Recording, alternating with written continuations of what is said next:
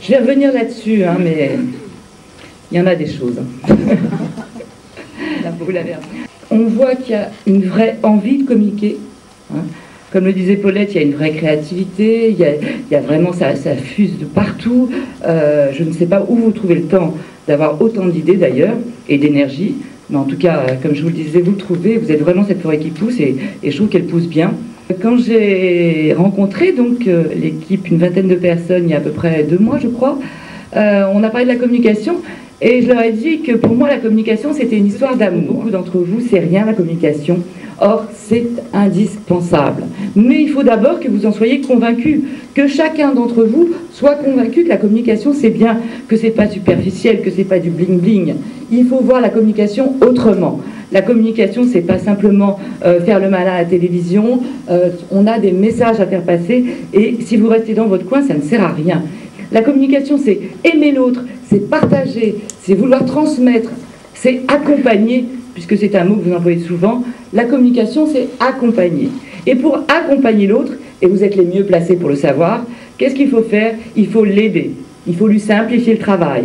Et l'accompagner, c'est aussi ça. Donc on va essayer de voir aujourd'hui comment on peut simplifier le message de l'émetteur, puisqu'on dit toujours qu'il y a un émetteur et un récepteur, même si je pense que la communication, c'est plus une relation que simplement un message qui est envoyé à l'autre.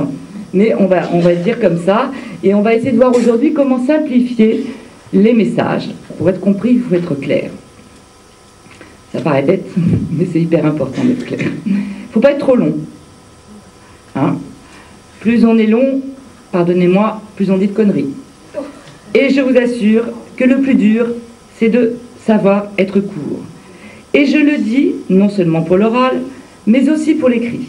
Quand on voit la lettre, on voit que vous avez tellement de choses à dire, que vous voulez tout dire, et on ne peut pas tout dire. Trop de communication tue la communication. Il faut être évidemment intéressant. Quand je dis intéressant, c'est essayer toujours de raconter une histoire.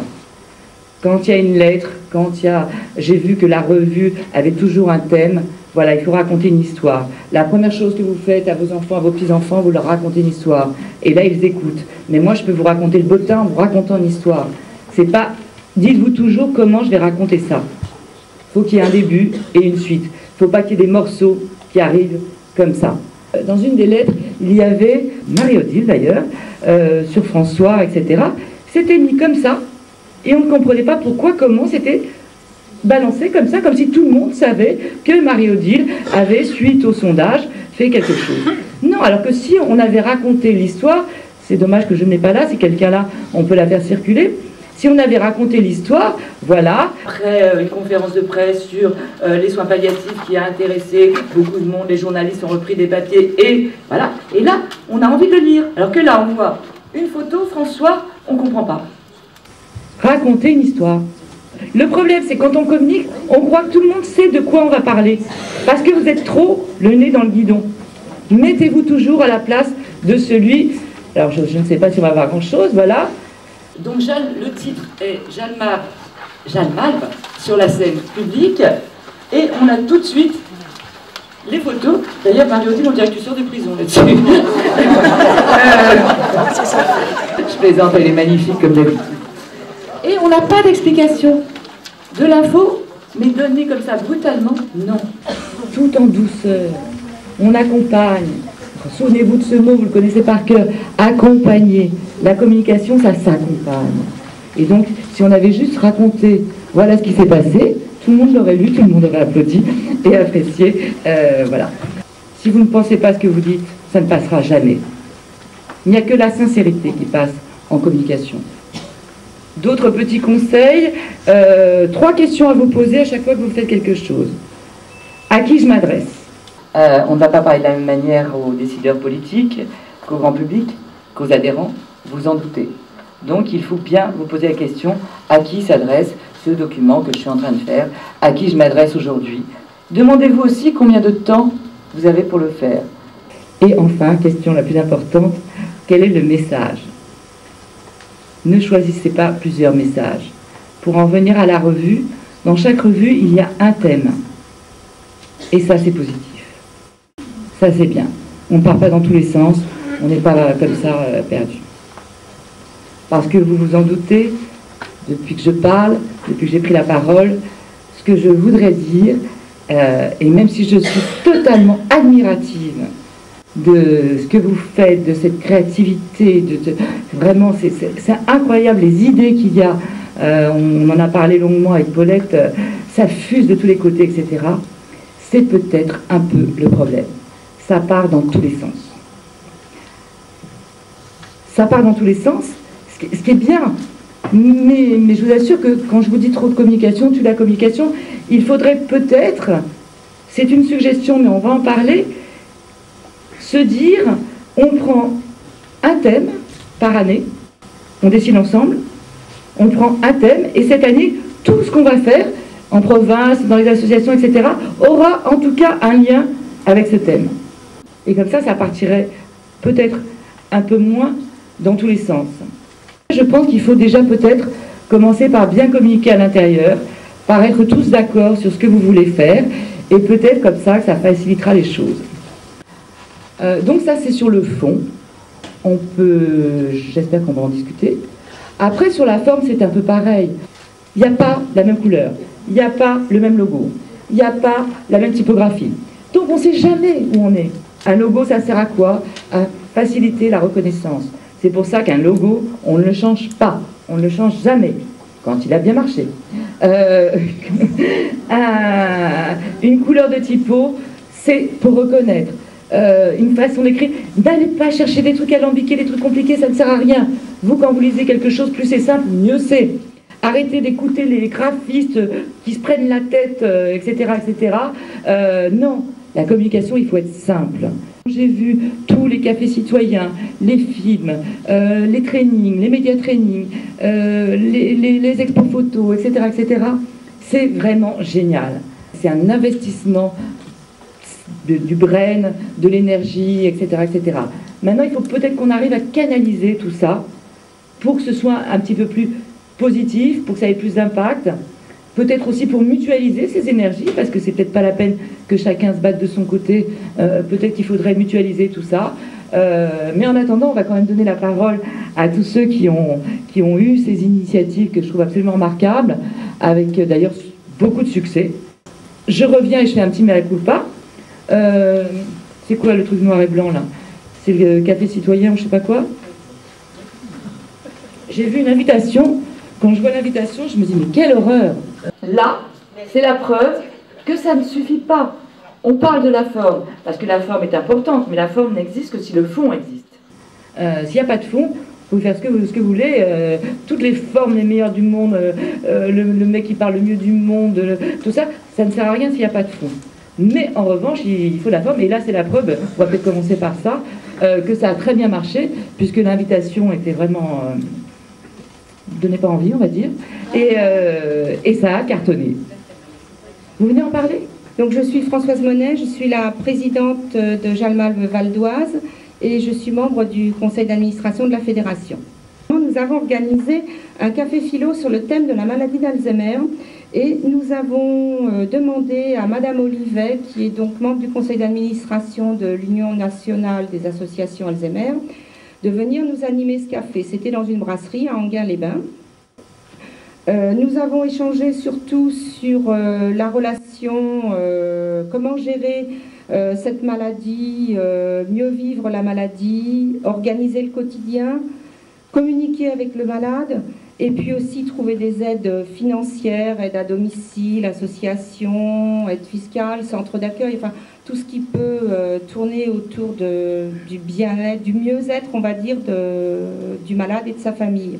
Et nous avons eu presque une cinquantaine de personnes, et nous avions organisé ça un mercredi après-midi. Nous avons voulu rééditer ce café philo sur Pontoise, donc qui se trouve au nord du Val d'Oise. Et là, nous avons fait appel à un gériatre.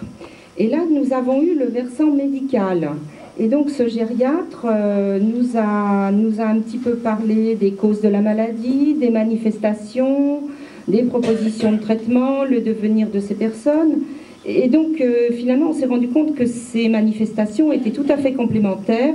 On a trouvé cette expérience très positive. Alors, on a réédité l'Exploit. Et donc là, on a organisé en février un café philo à Aubonne. Nous avons invité un philosophe et le thème était « Vieillir, c'est grandir, grandir, c'est vieillir ». C'est vrai, le corps, qu'est-ce qu'on a fait avec le corps? Rien. Ce n'est pas grave, nous allons faire un nouveau café philo et là, on va inviter un gériatre et nous parlerons donc du corps. Et là, on se rend compte que finalement, en organisant 2 cafés philo dans une année avec le même thème et des intervenants différents, eh bien, on arrive quand même à réaliser quelque chose qui est vraiment très très positif. Voilà. Bravo.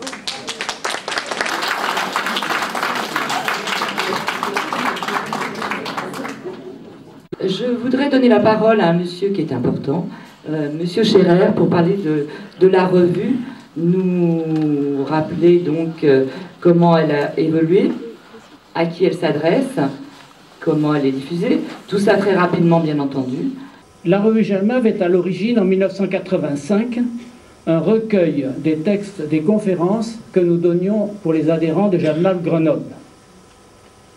Et c'est comme ça que peu à peu, elle est devenue ce qu'elle est aujourd'hui, avec un thème, comme Mme Millot nous l'a dit tout à l'heure, et c'est volontaire, et quelques pages d'actualité qui nous sont imposées par la législation sur les tarifs postaux. C'est une revue qui est destinée à poser et à creuser des questions qui se posent sur la mort et le deuil, l'épreuve de la maladie, l'accompagnement, etc. Toutes ces questions qui constituent des enjeux pour nous, et ceux et celles qui, comme nous, sont engagés dans le prendre soin des personnes en fin de vie. On ne peut donc pas dire que la revue Jalmave soit, comme cela a été dit, une vitrine de notre fédération. Ce n'est ni un tract, ni un magazine, comme la revue de l'UNASM par exemple. Ce n'est pas un outil de communication destiné à attirer le regard sur nous. C'est une revue comme celle de la Société française de thanatologie, par exemple, ou à un niveau très supérieur comme la revue Esprit, une revue que l'on garde pour la travailler en groupe, pour réfléchir à un sujet, monter une réunion de formation, etc. Une revue que l'on garde. Elle est destinée à être lue et conservée, à susciter et nourrir la réflexion. C'est bien un organe de communication, mais qui est destiné à ceux et celles d'entre nous et de nos très nombreux abonnés non membres de Jalmave qui veulent réfléchir aux questions posées dans leur pratique.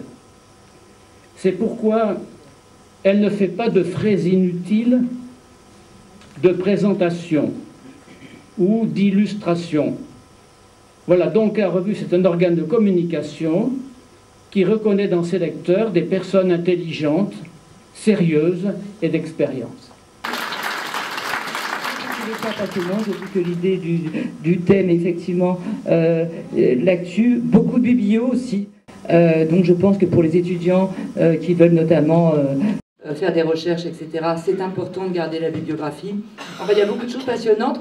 Donc, il y a eu un sondage qui a été fait sur cette revue, et je vais laisser Paulette commenter ce sondage. Le questionnaire était en fait organisé en 4 parties. Hein.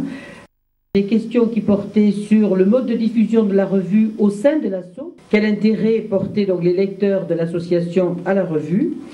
Une 3e partie sur une appréciation générale sur la revue et une 4e sur le contenu. Le contenu qui est très ciblé, et donc ça correspond bien à ce qui était dit à l'instant, hein, aussi bien par M. Scherer que par Brigitte, à savoir il est thématique et donc on sait de quoi il retourne. La rigueur et la densité de la réflexion, le prix abordable, et puis le spectre là. Dire merci aux 38 associations qui ont accepté de participer à ce sondage, et vous retrouvez les noms là devant vous. Alors à vous la parole pour peut-être commenter ou réagir par rapport à ce sondage.